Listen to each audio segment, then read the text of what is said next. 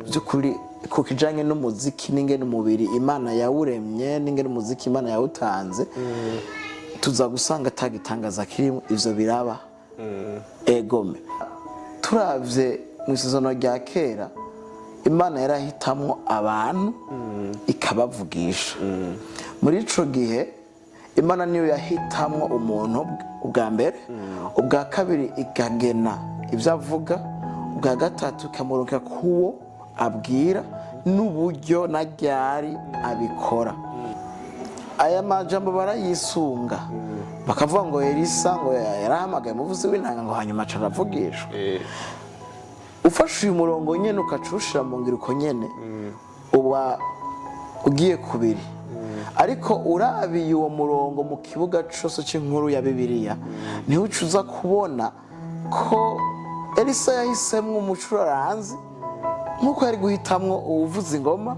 nkuko yari guhitamwo ikindi kintu nta kintu cimwe mu gose gihari twotebera ko kuri Elisa mu guhitamwo ni nka bimwe twabona kuri Dawidi.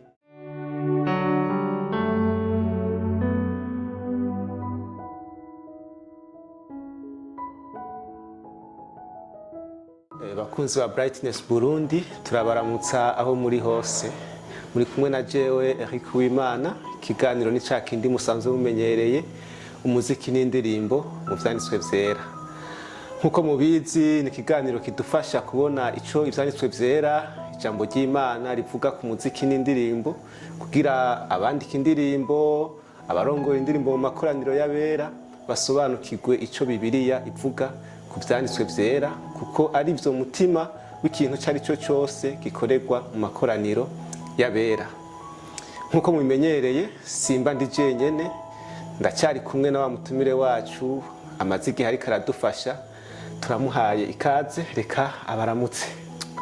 Murakoze cyane ku ikaze Eric kandi ndabaramukije murakoze. Ushobora kwibutsa ariko badukurikirana kazina kanyu? Ego ni Jean-Claude Maniratunga mukunzi w'abanyamuziki. Urakoze cyane Claude kandi mwe murubatse? Ego eri umuryango urakomeye? Ndubatse umuryango urakomeye. Ego umugore wanje arakomeye ikibondo canje kirakomeye abo ntunze barakomeye. Imana ishimwe cyane aho naturisha turema ko tuzagukorana umutima utekanye. Ego reka rero dusubire duha ikaze abakunzi ba Brightness Burundi n'ikiganiro umuziki n'indirimbo mu vyanditswe vyera aho twaheruka twariko turarabira hamwe indirimbo idasanzwe ya Dawidi Imana imaze kumuha kunesha abansi biwe bose maze ariko arayishima ayininahaza ayitazira mu mazina yayo avuga iciri kandi vy'ukuri yongera atunga urutoke umwami adasanzwe azonesha ntaneshe gusa mu buryo bugaragara ariko aneshe icaha kugira ngo abaneshereje babe mu mwidegemvyo ushitse. Uyu munsi rero turagiye kubandanya. Claude, Ego tuza kubandaniriza hehe? uno munsi tuza kubandaniriza mu gitabo ca kabiri c'abami igice ca gatatu umurongo wa 15. Umurongo wa 15. Reka duce duha ikaze rero abariko badukurikirana kugira tubandanye no mu gitabo ca kabiri c'abami igice ca gatatu umurongo wa 15. Claude, ku ncuro ya mbere muri runo rukurikirane turimwo rw'ibitabo 12 bidonda kahise tugeze mu gitabo c'abami. Mwoshobora kutubwira mu ncamake ikirere gikikuje ico gitabo c'abami kiza kudufasha uyu munsi? Murakoze cyane nkuko twabivuze ni ya nkuru imwe ya Bibiliya ikibandanya aho tubona Imana inyuma yo gusezerana kw'izorungika Kristo aze gusubiza uruvyaro rwa Adamu mu busabane n'Imana. Imana igenda iratoranya umwe mu muryango wa Adamu, Nowa, Aburahamu, Isaka, Yakobo kweza tubonye uruvyaro rwagutse hanyuma iriko irakomeza inyuma yo kubashikana mu gihugu c'isezerano yari yasezeraniye Aburahamu. Twarabonye yuko inyuma yo gusaba umwami ngo bamere nk'andi mahanga murambabarira, Imana ibahereza Sawuli, hanyuma inyuma ya Sawuli nk'umwami udatunganye ibahereza Dawidi, umwami atunganye ikimenyetso ca Kristo. Hamwe n'ivyo igitabo rero ca mbere c'abami tubona cugurugwa nuko Dawidi ashaje, ahereje intebe y'ubwami umuhungu wiwe Salomo. Igitabo c'abami ca gishishikara kitubwira ababandanije barongora gushikaho ubwami bwagiye bwigabuyemo kubiri. Tubona habaye ubwami bw'Ibuyuda n'ubwami bw'Isirayeli. Hamwe rero n'ingene abami bamwe babandanya batwara ubwo bwoko bw'Imana bumvira handi batumvira. Tubona igitabo ca kabiri c'abami kiza kitwereka ingene bashishikaye batwara abo bami, n'ingene Imana yagenda igaragaza ku nyishu baba batanze, yaba mu kumvira no mu kutumvira, Imana igashitsa ico yari yasezeranye nk'uko yabivuze mu bitabo 5 vya Mose. Murakoze. Urakoze cyane, nibaza ko uri kuradufasha kubona ikirere gikikuje bino bitabo, kandi twobwira ariko yadukurikirana ko kumbure hariho abandi bantu baguye kino kirere ca kahise. Ego. Bagiye kuri YouTube barashobora kubona kuri Lilo Flock amakuru yagutse bagatahura birenze. Ego, basimbireyo n'abatubangirije kandi babikoze neza. Ego. Mu kiganiro cacu ntitwagura ido nido, ariko bobo baragura cane, musimbirayo mukaraba ibirenze bidushoboye kuvuga hano. Urakoze cyane gose. Tubandanije tuyaga kuri wa murongo watubarira, tubona umurongo uvuga uti ariko noneho nzanira umuvuzi w'inanga. Uwo muvuzi w'inanga ashitse atanguye kuvuza, ukuboko kuhoraho kuza kuri Elisa. Muri uwo murongo Claude turabonyemwo izina rishasha ry'umuntu yitwa Elisa. Nashaka mudufashe, mbega Claude, Elisa ninde? Iyi nkuru canke ano majambo ariko aravugwa muri uno murongo tuhashika byagenze gute? Murakoze cyane. Ubwa mbere sinashobora kuvuga Elisa ntavuze uwitwa Eliya. Eliya turamubona ari umuvugishwa akoreshwa rwose imbere ya Elisa, kandi aravugishwa n'ibikomeye rwose kuri Ahabu. Ariko igihe ciwe kirangiye tuza kubona Imana imudugana agashururu ka bushungwe, hanyuma agasigira umutamana wiwe Elisa, maze akabandanya ibango ryiwe ry'ubuvugishwa. Elisa rero tuza kumubona ari umuvugishwa, nawe nyine aza kuba ari ikigereranyo ca Kristo, ahari we wenyine muvugishwa w'ukuri. Arakoresha ibitari bike, mugo ivyo vyose bizakwerekana ibyo Kristo azokoresha namara kuza. Rero mwari muhejeje kumbaza muti mbega bigenda gute ibijanye nuko Elisa atuma ko umuvuzi w'inanga hanyuma akaca avugishwa. Hano turi mu gice ca gatatu nkuko nabivuze c'igitabo ca kabiri c'abami. Tuza kubona kino gice ja gutangura tubona hasanzwe harongora umwami yitwa Yehoramu, yari umuhungu wa Ahabu. Niwe yararongoye Abisirayeli muri kino gihe. Hanyuma Abimowabu bari bagararije, maze Yehoramu agomba kuja gutera Abimowabu. Aho ni mu gihe yari agiye gushitsa ico igihe ca Eliya yari yavugishijwe kuri Ahabu. Ni kuvuga kino gihe hamwe no kutumvira kwabo yari agiye kugira ngo vy'ukuri ashitse anabahonye.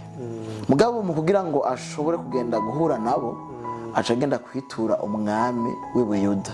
Nari navuze kare ko hariho hageze aho ubwami bwigabura, hakabaho ubwami bw'Ibuyuda n'ubw'Isirayeli. rero uyu Yehoramu yatwara ubwami ubwo bw'Isirayeli, hanyuma aca yitura Yehoshafati niwe yatwara ubwami bw'i Buyuda, aca yongera yifatikanya n'umwami w'Abanyedomu. Uko ari batatu bafatana urugendo, bari kumwe n'ingabo, bari kumwe n'ingamiya, imikogote y'intambara. Ijambo ry'Imana ritubwira ngo ahaheze iminsi indwi bari mu rugendo barabura amazi, si ingabo si imikogote, bagwa umwuma. Hama baca batangura kwiyumvira ko urwo rugendo ibyo byose rutoba ruri mu mugambi w'Imana, canke ko Imana yoba igomba kubagabura mu maboko y'Abanyamowabu. Niko rero Yehoshafati yigira inama akabaza Yehoramu ati mbega nta muntu avugishwa n'Uhoraho yoba hari ngo adusigurize kugira tumenye ko tubandanya canke tukuremo ati kuko ikintu cyo gukura amazi n'igisanzwe tugire twicwe n'inyota. Rero niho bagerageza guca hirya no hino baza gusanga hari uwitwa Elisa.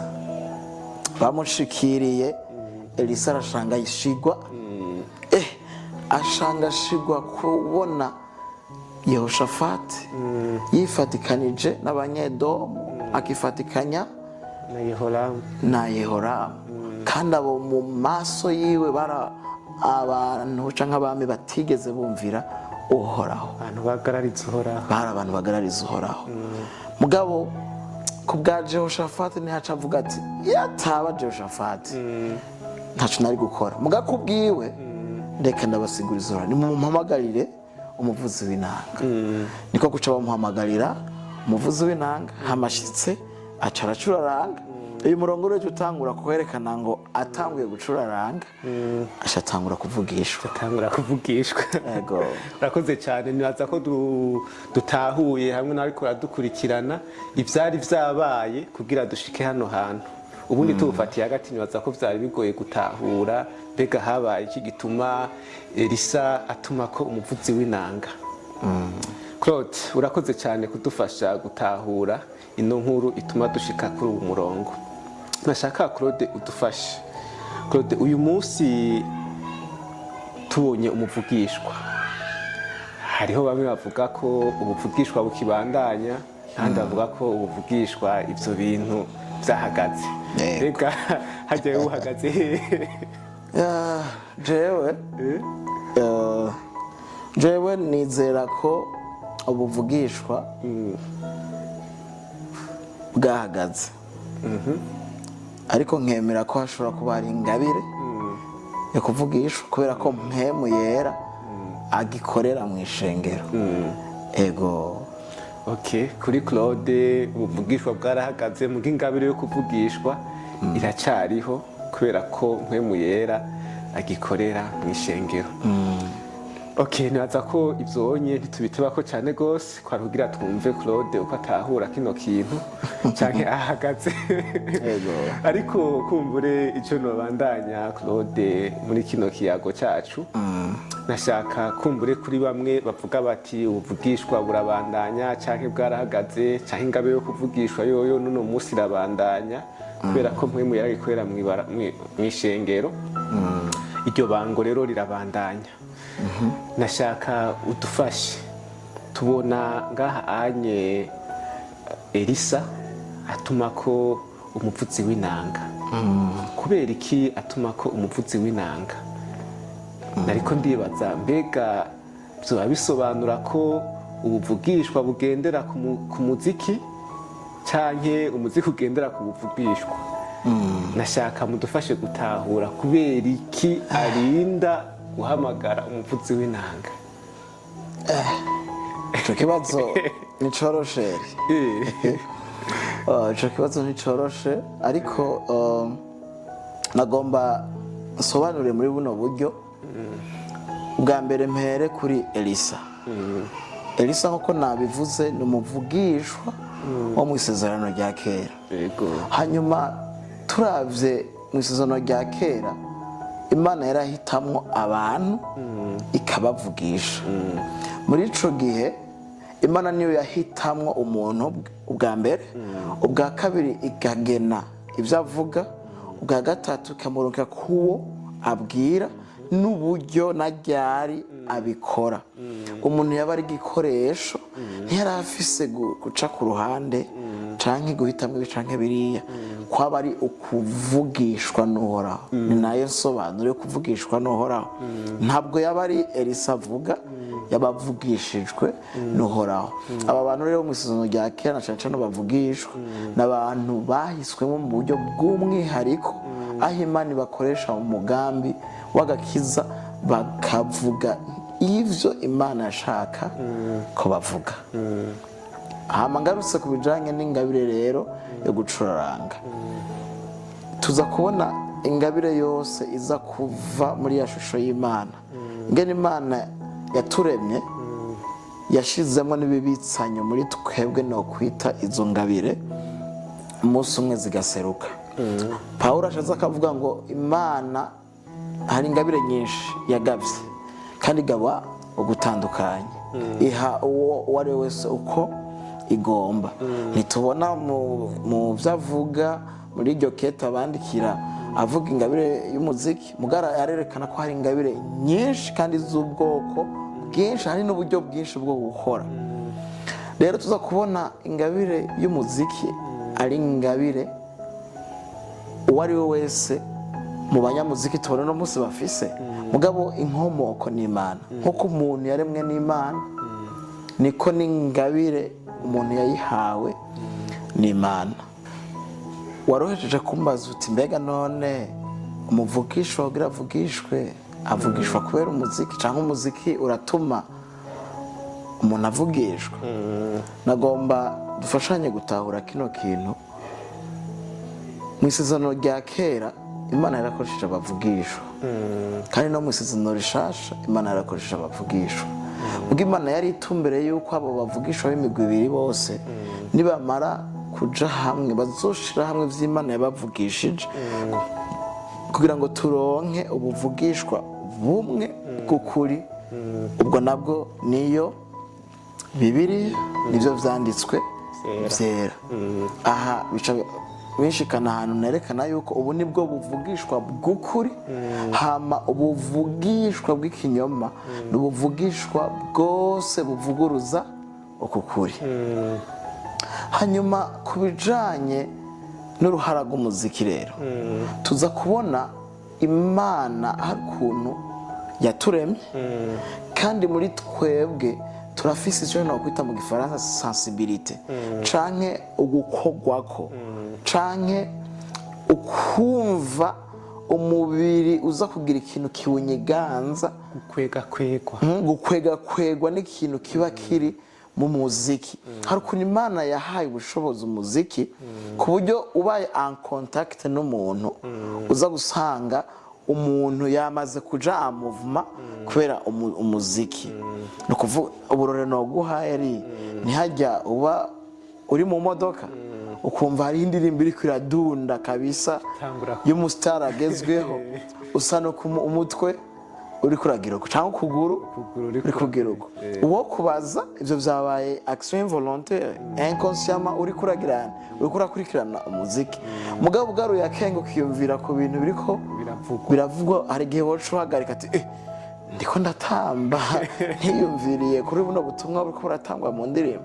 Nakarero kamwe ntanze mu kwerekana yuko iyo umubiri unyigangijwe hagaserugwa ibigumbagumba vyerekana kumenga umuntu yafashijwe, yababaye, ararize, aratwenze, sigitangaza. Kandi ikindi naco, igihe ivyo bibaye, umuziki uvyo ibigumbagumba vya mwene Adamu, twibutsanye yuko twese twarononekaye muri Adamu. Igihe umuziki uvyo ibigumbagumba muri twebwe, ubu vyuye ivyari bisanzwe bijyamye muri twebwe, ntibitunganye ibigumbagumba tuza guserura. No kuvuga rero umuziki ukoze ico wabwirizwa gukora, n'umubiri wakiriye ico wabwirizwa kwakira, nta gitangaza kirimo.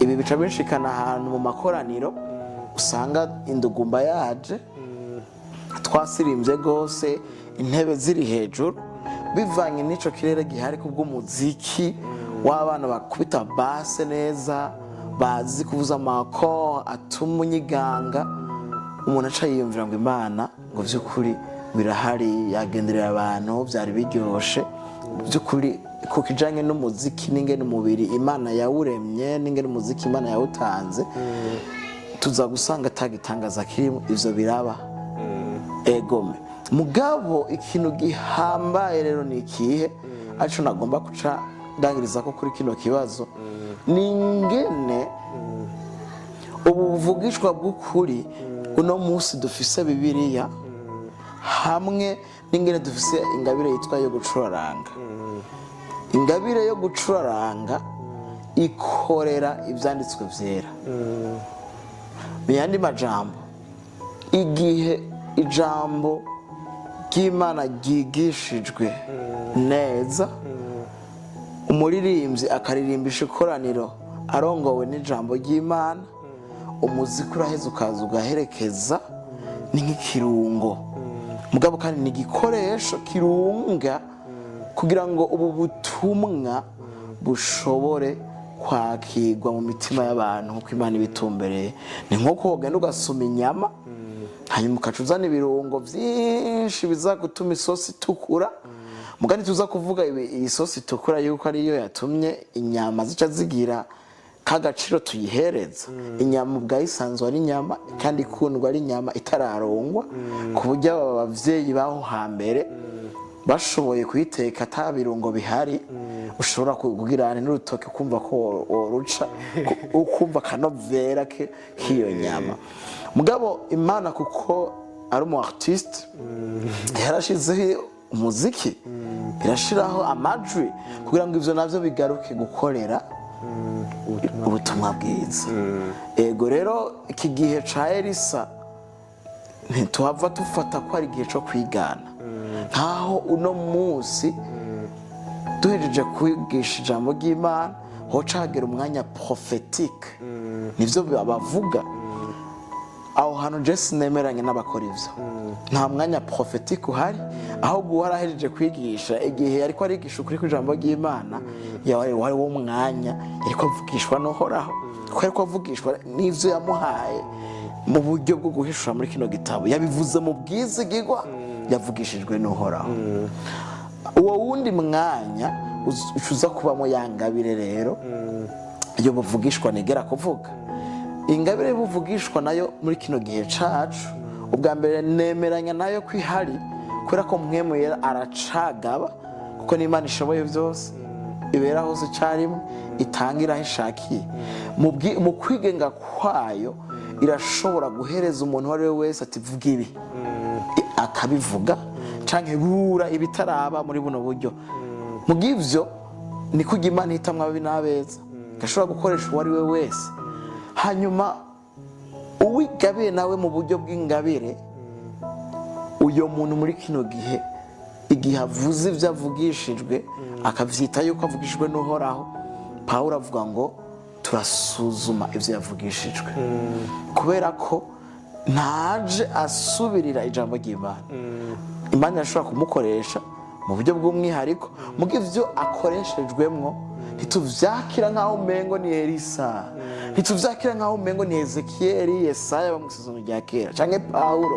mw'isezerano rishasha oyaye abo mw'isezerano rya kera canke mw'isezerano rishasha bakoresheje mu buryo bw'umwihariko ataho bahuriye nabo muri kino gihe cacu kubera ko ubu twese dufise mwemu yera muri twebwe naho tugabira gutandukanye ariko kandi igihe bigaragara ko mvugishijwe nawe ndashobora kuvangirwa yavuga bakunda gukoresha ndashobora kuvuga ibitari vyo kuko jewe Imana ntiyandongoye ngo abe ariyo nyene iza gushitsa bijya haracari mwiza ukiri muri jewe kandi ni jewe nza guhitamwo Pawulo arabivuga mu gice ca 13 yuko ingabire y'ubuvugishwa iganzwa na nyeneyo ruvuga ngo uza gusanga ashobora guhitamwo ivyo avuga n'ivyo atavuga muri ico gihe rero uhejeje kumvugishwa ko bafise uburenganzira kino gihe cacu mu isezerano rishasha aho ndakubaza uko numva no kubaza ko ivyo uri kurambarira ariko kandi ivyo uri kumbarira ntibishobora gusubirira Bibiliya biri munsi ya Bibiliya kandi bisuzumishwa Bibiliya urakoze cyane nibaza ko uriko uradufasha kubona umuco utari muke ku bijyanye no kuvugishwa hamwe n'umuziki. Claude, kumbure aho iyo ngabire yo kuvugishwa ikora cyane mu mashengero, turabona ko by'ukuri hariho umwanya umuziki uba ushushe cyane kandi ugasanga bivugwa ko uwo muziki ari uwumanura ikirere cy'ubuvugishwa. Dufate ko ari ugushira mu ngiro nabi ano majambo twari ko turasoma canke ari ano majambo nyene akiba ariko arakora. Aya majambo barayisunga bakavuga ngo Elisa ngo yarahamagaye umuvuzi w'intanga ngo hanyuma aca aravugishwa. Ufashe uyu murongo nyene ukacushira mu ngiro uko nyene uba ugiye kubiri, ariko urabiye uwo murongo mu kibuga cyose cy'inkuru ya Bibiliya niho ucuza kubona ko Elisa yahisemwo umucuraranzi nkuko yari guhitamwo uvuza ingoma, nkuko yari guhitamwo ikindi kintu. Nta kintu c'imwemu rwose gihari twotebera ko kuri Elisa mu guhitamwo. Ni nka bimwe twabona kuri Dawidi. Imana itumbereye gukoresha iki na kiriya irashobora kubikoresha mu buryo bw'umwihariko muri uwo mwanya, mu gidatumbereye ko abantu b'ibihe byose bazokwigana ico kintu.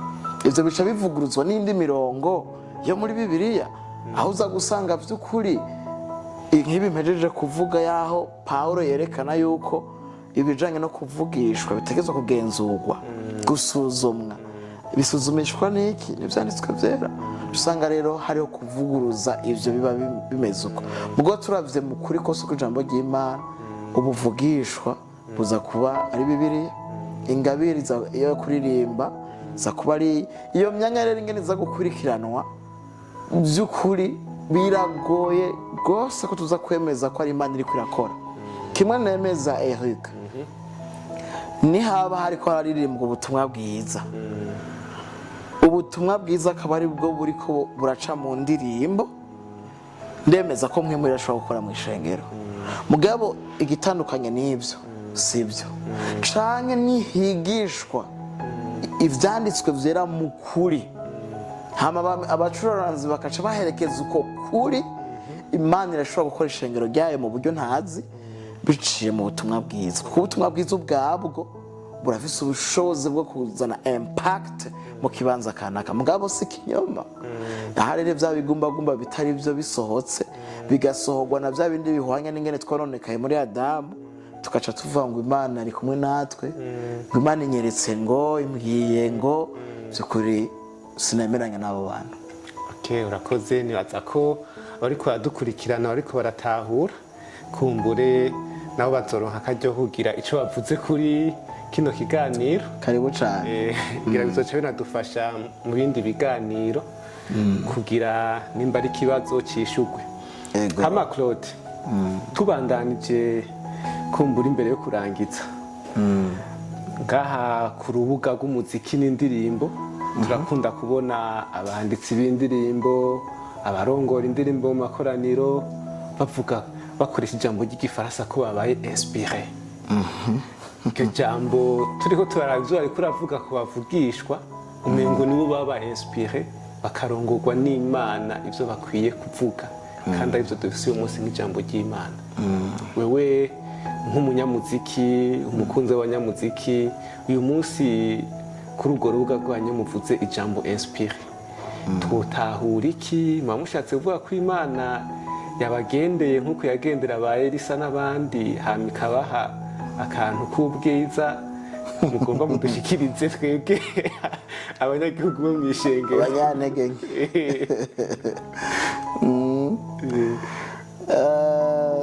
Ikibazo ciza cane. Nagomba manze nkebure abarundi bagenzanje yuko aya mavuga ndoramana canke amavuga yari yose ashobora gukoreshwa yegeranya n'Imana ko dukwiye kuyagabako, kandi ayandi mavuga atari mu rurimi rw'ikirundi turakwiye kutihuta kuza turayakoresha. Hari ukuntu tuyakoresha twibaza ngo twavuze ico umufaransa atahura canke umwongereza atahura, mugasanga biratandukanye gose. Iri jambo inspiration tuza kubona ari ijambo rya kabiri rikoreshwa imbere ya revelation. Revelation naho Imana, kuko ari Imana itaboneka, iza gukoresha uburyo kanaka kugira ngo umwana w'umuntu ashobore kuyimenya canke kuja en contact nakoresha igifaransa kugira ngo bamenyane. Imana irihishura, hanyuma umuntu akamenya ati hari Imana yampishuriye. Niryo jambo rikoreshwa kuri revelation. Inyuma rero yo guhishurirwa Imana irinspira, nkoresha ururimi rw'ikirundi n'igifaransa kugira ngo bifashe abatahura. Irinspira uwo muntu hisemwo imutumye, kuko ngene Imana yahishuye umugambi w'agakiza, inkuru y'agakiza yabaye inkuru ihererekanywa, ihanahanwa. Kubona rero umuntu yahisemwo iza kugena ingene uwo muntu atwara ubutumwa bwayo, kubo itumbereye, uburyo abikora, byarazobikora n'ibindi bitandukanye. Ibyo turabibona ku bavugishwa bose mu isezerano rya kera. Hanyuma ubwo buryo Imana yarabuhagaritse igihe yaheza guhishurira ijambo ry'Imana. Twebwe kino gihe cacu turi mu mugwi wa gatatu wa illumination, aho tumurikirwa n'iki? N'ivyanditswe vyera, n'ijambo ry'Imana, niyo Bibiliya, nico gitabo kimwe twahawe, aho tumurikirwa na mpemu yera kugira ngo tubashe kumenya Imana. Rero ku baririmbyi barakoresha rino jambo inspiration cyangwa kubanditsa b'indirimbo, bagomba kwerekana ko umengo cakorotse kiva mu ijuru, ariko sivyo na gatoya. Mu buryo bumwe rino jambo nshobora gusiguramo uko dukwiye kuritahura. Ubwa mbere, twebwe nk'abantu baremwe n'Imana dufise ishusho y'Imana muri twebwe.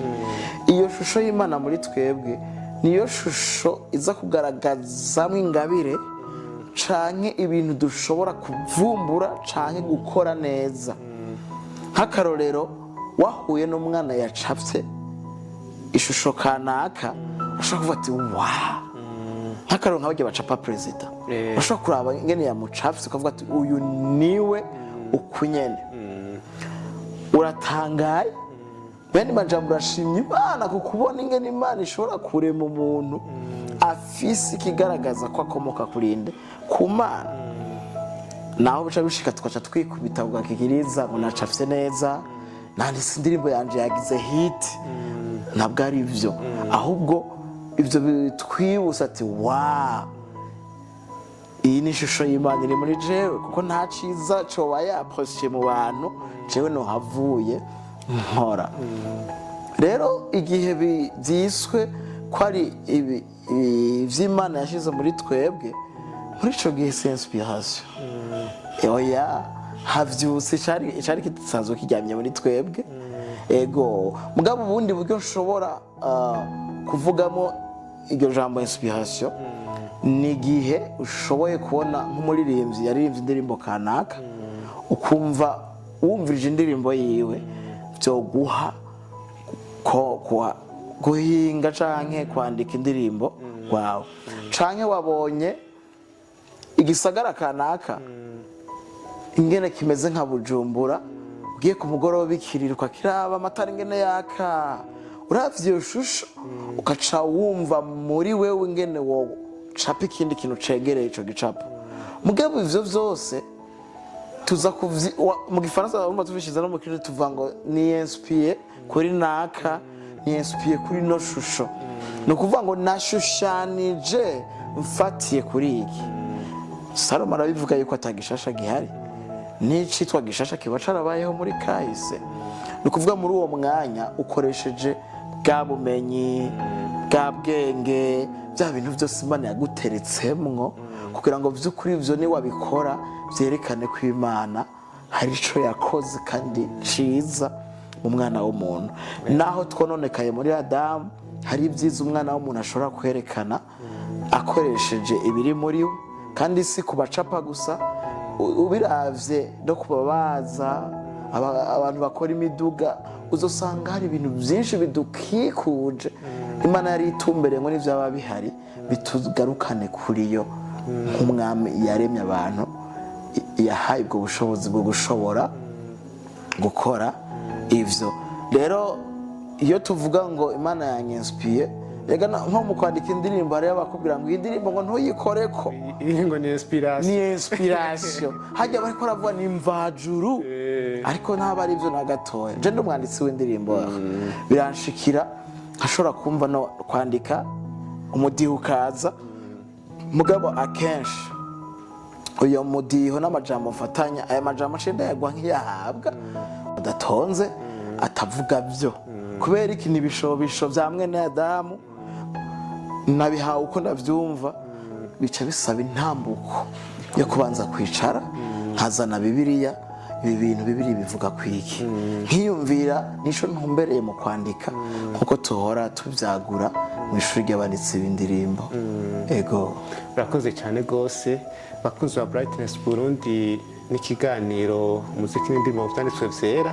Nizere ko intererano Claude ariko araduha ari ngirakamaro ku ishengero ryo mu Burundi no ku baririmbyi ku banditsi b'indirimbo ndoramana zikoresha mu makoraniro y'abera.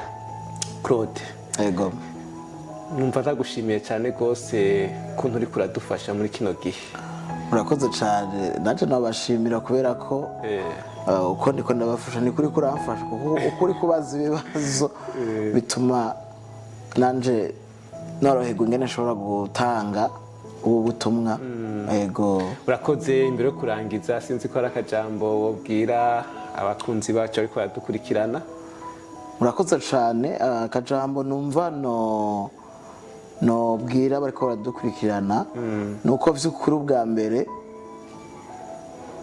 ku bijanye n'imirongo yo muri Bibiliya ivuga ku muziki ntitukwiye kwihuta kuja dushira mu ngiro dufate ku karongo kamwe. Biradusaba yuko turabira muri rugagamisha Bibiliya yose tudatakaje ukuri kumwe kw'inkuru imwe kugira ngo vy'ukuri tubone ingene dushobora gutahura uyo murongo. Hama ubwa kabiri turakwiye gutahura yuko umuziki ni igikoresho nk'ibindi bikoresho Imana yatanze. Hanyuma ibijanye no kuvugishwa mu rurimi rw'ikirundi kuvugishwa no kuvugishijwe n'uwundi muntu. Hanyuma ibijanye n'umuziki ntuhari kugira ngo ukorere ubuvugishwa canke ntuhari kugira ngo ufashe ngo abantu bafise ingabire buvugishwa kuvugishwa. Nabivuze ni igihe honyine ubutumwa bwiza aribwo buganje mu ikoraniro umuziki uheza ukaza ugaherekeza kandi si no mu ikoraniro gusa no mu buzima bwa misi yose kuko ibikoresho byose twabihawe kugira ngo bikore ku bw'icubahiro c'Imana. Urakoze cyane Claude, reka tugushimire cyane gose. Murakoze namwe. Tubwira n'abakunzi b'ikiganiro umuziki n'indirimbo vyanditswe vyera kwiganiro cy'uyu munsi twigarukirije ngaha ariko urugendo rwa bino biganiro rurabandanya. Mugume hafi ariko kandi musangize n'abandi kugira ngo nabo bashikirwe na buno butumwa bwiza naho gutaha.